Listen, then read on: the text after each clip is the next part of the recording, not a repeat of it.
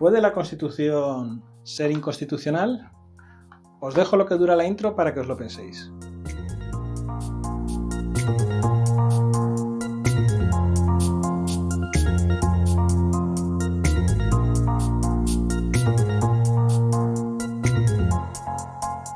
Como en cualquier otra obra del ser humano, en las constituciones a veces también encontramos cosas que no encajan, imperfecciones, contradicciones.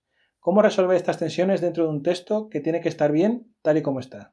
Pues si atendemos a lo que dice el Tribunal Constitucional reiteradamente en sus sentencias, cuando se genera cierto grado de tensión interpretativa en el interior de la Constitución, este elemento de tensión no puede ser resuelto desde uno de sus extremos, sino por el contrario, y como venimos haciendo, a partir de una interpretación sistemática y global de los preceptos constitucionales implicados.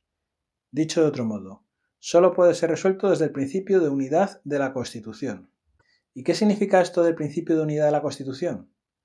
Pues si seguimos leyendo sentencias del Tribunal Constitucional, descubriremos que se refiere a que la Constitución es un todo en el que cada precepto encuentra su sentido pleno valorándolo en relación con los demás, es decir, de acuerdo con una interpretación sistemática. Por tanto, continúa el Tribunal Constitucional en otra sentencia, la interpretación de los preceptos constitucionales ha de hacerse de modo sistemático, esto es, teniendo siempre en cuenta el contenido íntegro de la norma fundamental.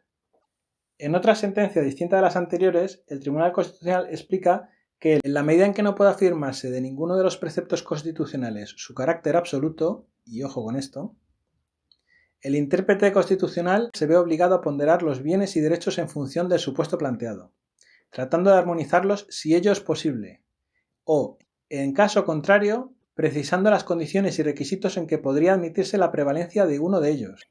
En otra sentencia, añade el Tribunal Constitucional, la solución consistirá en otorgar la preferencia de su respeto a uno de ellos, justamente aquel que lo merezca, tanto por su propia naturaleza como por las circunstancias concurrentes en su ejercicio.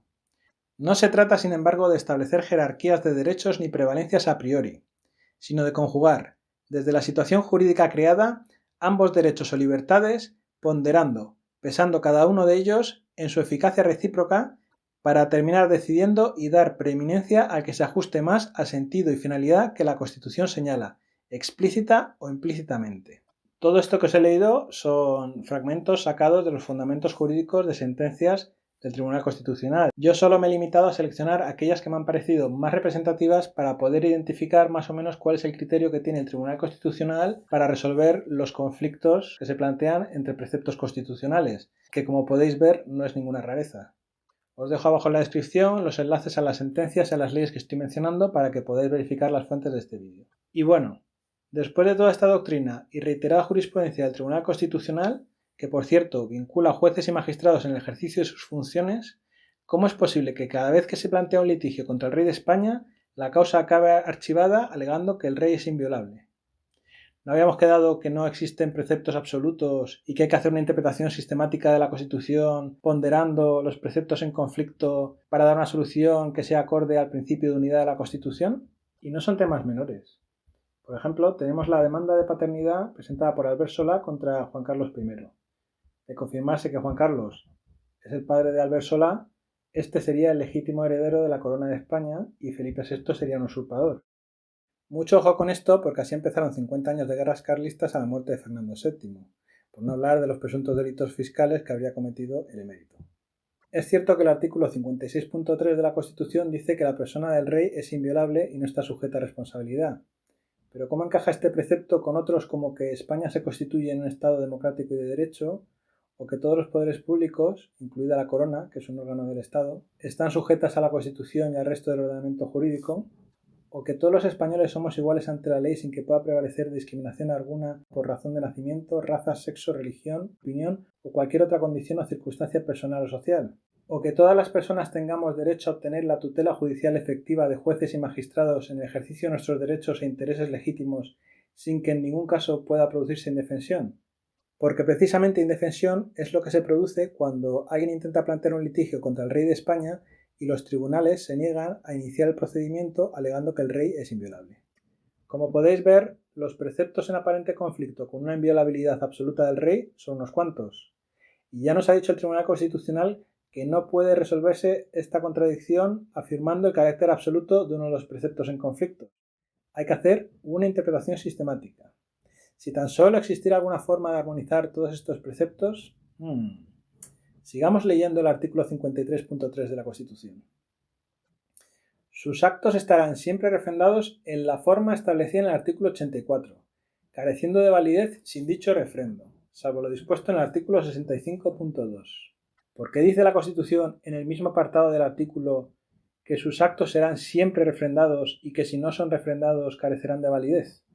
¿Es acaso el rey un incapaz absoluto, que no puede obrar por sí mismo y necesita el refrendo hasta para ir al baño?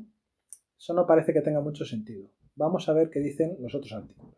En el artículo 64 vemos que los actos del rey serán refrendados por el presidente del gobierno y, en su caso, por los ministros competentes. En el apartado 2 nos dice que de los actos del rey serán responsables las personas que los refrenden. El artículo 65, por su parte, dice que el rey recibe de los presupuestos del Estado una cantidad global para el sostenimiento de su familia y su casa, y distribuye libremente la misma. Y, en el segundo apartado, que el rey nombra y releva libremente a los miembros civiles y militares de su casa. Entonces, ¿el rey solo puede decidir por sí mismo quién forma parte de la Casa Real y cómo distribuye su presupuesto? ¿Y necesita el refrendo para todos los demás actos de su vida? Si fuera este el caso, ¿quién refrendó que Juan Carlos I se fuera a cazar elefantes a Botswana? ¿O quién ha refrendado los actos que le han permitido amasar una fortuna inmensamente superior a la asignación que ha recibido del Estado durante lo que ha durado todo su reinado? ¿Y quién refrendaba a las amantes del rey? Y si el rey tomara por su propia cuenta alguna decisión distinta de las recogidas en el artículo 65 de la Constitución, ¿estaría actuando de forma inconstitucional? Bueno, daría igual porque como sería absolutamente inviolable, pues no se podría hacer nada al respecto. ¿No sería más lógico pensar que los actos que necesitan refrendo son solo los que se mencionan justo antes, en el artículo 62 y 63 de la Constitución, en los que el rey actúa como jefe de Estado, aparentando tomar unas decisiones que solo serán válidas si los refrenda un miembro del gobierno, que, como asume la responsabilidad de las mismas, exime de ella al rey, haciéndole inviolable en relación a estos actos concretos, pero no a los que realice en su vida privada y o sin refrendo? Si fuera así, el rey podría conservar su libertad en sus actos privados y su inviolabilidad respecto a los actos que realice como jefe del Estado sin que se vulnerase ningún otro precepto constitucional, como pasa con los diputados, que solo son inviolables por las opiniones manifestadas en el ejercicio de sus funciones, pero no en su vida privada. De interpretarse así, todo cobraría sentido mágicamente y se preservaría la armonía de la Constitución sin tener que cambiar ni una sola letra. Solo hace falta querer entender un poquito, no es tan difícil. Lo que no puede ser es que nos atengamos a la literalidad del texto en lo tocante a la inviolabilidad del rey, ignorando todo lo que dice el Tribunal Constitucional y el sentido común sobre la interpretación sistemática de la Constitución para, a continuación, hacer una interpretación sistemática del resto del artículo para que solo sean los actos como jefe de Estado los que necesiten refrendo. En derecho hay que aplicar un criterio homogéneo, el que sea, pero homogéneo, no el que más nos interese según cada caso. Y hay que aplicarlo hasta sus últimas consecuencias, sean las que sean. Así es como funciona un Estado verdaderamente democrático. Y esta es la verdad. Lo saben ellos y ahora lo sabes tú también. Políticos, jueces y medios de comunicación nos llevan más de 40 años mintiendo con eso de que el rey es total y absolutamente inviolable cuando, conforme a los criterios de interpretación del Tribunal Constitucional y los principios generales del derecho, no puede serlo. Cuando alguien te salga con la gilipollez de que el rey es inviolable, pues le mandas un enlace a este vídeo y nos haces un favor a los dos. Es que es tan obvio que la argumentación de los que defienden la inviolabilidad absoluta se limita a decir que lo pone en la Constitución, sin entrar a debatir la segunda parte del artículo 56.3 que citan fuera de contexto, y sin explicar cómo es posible que la inviolabilidad, que en principio solo exime de la responsabilidad penal, se extiende también a la esfera civil y administrativa, o por qué los actos del rey no son refrendados como deberían según una interpretación literal del precepto, o qué impide a un tribunal determinar los hechos y calificarlos jurídicamente aunque la sentencia no pudiera aplicarse en caso de ser condenatoria? ¿O por qué consideran que a un rey que ha abdicado se le sigue aplicando esta inviolabilidad cuando está claro que esta solo se refiere al titular de la corona de España, que es un cargo unipersonal? Cuestiones en las que no entran porque no hay por dónde cogerlas ni argumentación posible más allá del porque sí, porque es una figura simbólica o por cualquier otra variante de por conveniencia política. En el siglo XVI, los herederos de Cristóbal Colón pudieron llevar ante los tribunales a la corona de Castilla por considerar que se habían incumplido las capitulaciones de Santa Fe.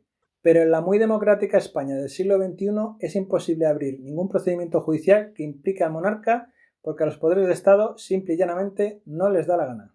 Porque aunque el reino sea absolutamente inviolable según los criterios de interpretación del Tribunal Constitucional, no hay juez ni tribunal que vaya a admitir a trámite un procedimiento en el que tuviera que personarse, aunque al hacerlo estuvieran cometiendo, en mi opinión y presuntamente, un delito de prevaricación como la copa de un pino. ¿Por qué no celebrar el juicio? Aunque no pueda ejecutarse, una sentencia condenatoria tendría un valor simbólico. ¿Y qué diría el Tribunal Constitucional si se le plantease un recurso de amparo por vulneración del derecho a la tutela judicial efectiva por aplicación de la inviolabilidad real? Pues se limitarían a buscar la mejor forma de inadmitirlo sin entrar en el fondo del asunto. Porque claro, después de toda la jurisprudencia acumulada, sería difícil sostener la inviolabilidad total sin caer en el más absoluto descrédito. Luego ya se buscaría la mejor forma de persuadir al recurrente de que lo mejor es dejar las cosas como están y que no acudiese a instancias internacionales. Como veis, estamos ante un despropósito impropio de una democracia de verdad, en la que los poderes del Estado estarían alineados sin fisuras con una interpretación sistemática, homogénea y coherente de la Constitución. Por desgracia no vivimos en una, como se encargan de recordarnos cada vez que sale el tema de la inviolabilidad real. Desgraciadamente, en un país en el que se idolatra una Constitución deliberadamente ambigua, que los poderes del Estado retuercen a conciencia y a conveniencia, nunca conoceremos lo que es la seguridad jurídica ni el imperio de la ley. Y hasta aquí el vídeo de hoy. No dudes en comentarme lo que os ha parecido o sugerirme ideas para futuros vídeos en los comentarios. Un me gusta siempre se agradece, como también agradezco que lo compartáis en redes sociales con vuestros amigos o enemigos. Si no quieres perderte mi próxima ocurrencia, suscríbete al canal y activa las notificaciones pulsando sobre la campanita.